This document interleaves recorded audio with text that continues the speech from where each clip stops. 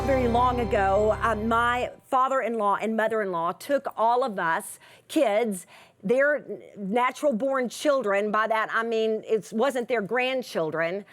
It was their children, just that one generation. They took all of us out to eat, their kids and their spouses. So it was Keith's two sisters, and one of their spouses was on the other side of the planet in another country, so he could not be there, obviously. But then his other sister had her husband, and then I was there with my man as well. So we were all sitting around the table of a very, very nice restaurant in Houston. He had made all the arrangements for it, had a room set up for us in the restaurant all to ourselves, and he had even told Keith in advance. He said, listen, I'm not going to fight with anybody over the check. This is mine. I want to buy. I am putting on this supper, and I don't want any of y'all to take it over. I just loved it.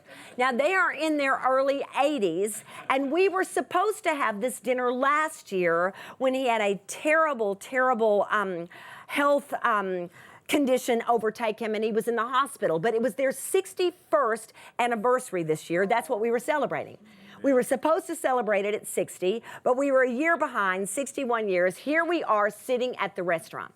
And he is very, very intentional about what he brings into the conversation.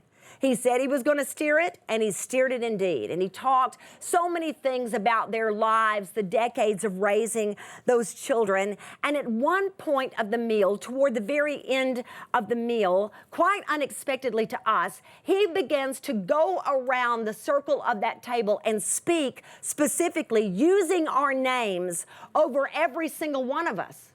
Now, this is a wonderful man, but he's not just like hyper. If you're picturing, a pastor, someone, or perhaps hyper spiritual, that he would not, I'm not sure, have even realized what a spiritual impact he was having in what he was doing. I mean, it was so biblical, and it was just coming rolling out of his tongue. He spoke to us by name. He said, Beth.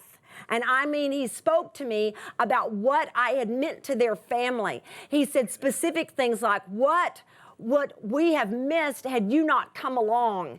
And he just went around one by one. I bawled and bawled the next day thinking about it because it was so deliberate on his part. He spoke blessing to us. Do you remember that it says in Deuteronomy 33, in that first verse, that Moses blessed those tribes before his death?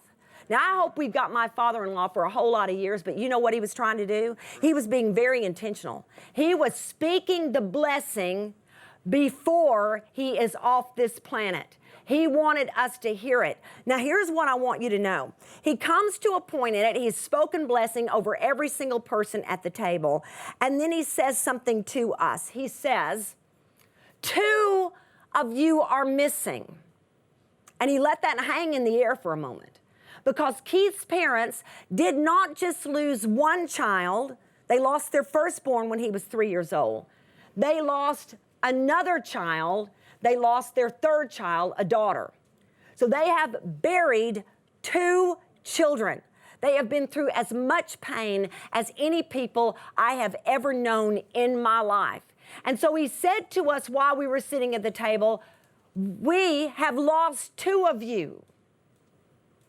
And we all just let that settle on us for a minute. Most of our eyes filled up with tears. Their eyes glistened. And he looked back around the table and said, but look what we have. Look what we have. It was so profound because it said 2 things to us. It said this, those 2 people could not be replaced.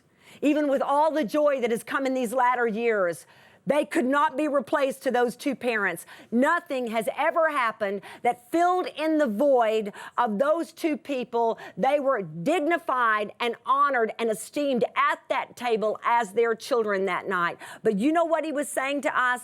They did not miss who they had because they missed who they lost. Oh, help us, Father. Oh, help us, because it's so hard to do. But help us not miss what we have because we miss what we lost.